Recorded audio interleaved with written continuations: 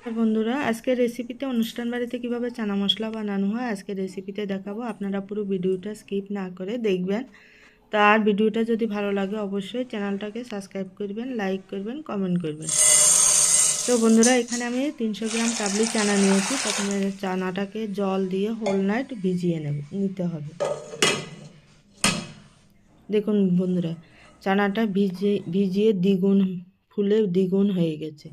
এবার চানাটাকে একটা প্রেসার কুকারে নিয়ে নেব। তারপর এর মধ্যে দুটো তেজপাতা আর দিয়ে দেব হাফ চামচ হলুদ গুঁড়ো, আর দিয়ে দিতে হবে পরিমাণ মতো লবণ দিয়ে এবার অল্প একটু জল দিয়ে প্রেসার কুকারে ঢাকা দিয়ে 4 থেকে 5টা সিটি দিয়ে দিতে হবে। এবার মশলার জন্য এখানে কড়াইতে দেব সর্ষের তেলে ফোড়নে দেব দুটো শুকনো লঙ্কা, দুটো তেজপাতা আর দিয়ে দেব হাফ চামচ জিরে দিয়ে এবার ফোড়নটাকে হালকা ভেজে নেব।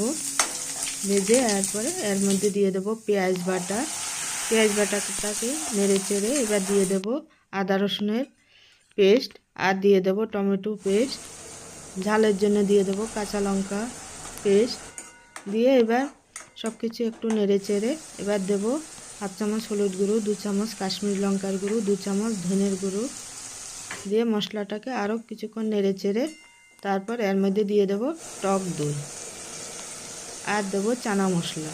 তো বন্ধুরা, চানা মশলাটা যে কোনো গ্রসারি স্টোরে পাওয়া যাবে।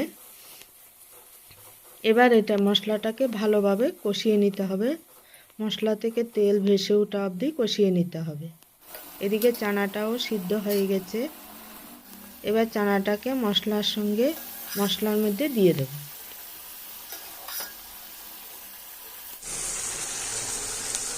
এবার মশলার মধ্যে চানাটাকে আরও 2 মিনিট কষিয়ে নিতে হবে।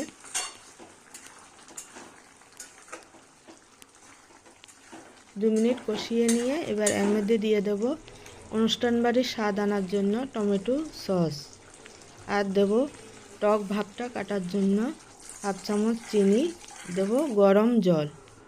তো গ্রেভিটা বেশি রাখবো না, অল্পই জল দেব, সেমি গ্রেভি রাখবো। তো এটা চানাটাতে লবণ কম হয়েছিল, আরও একটু লবণ দিয়ে দেব।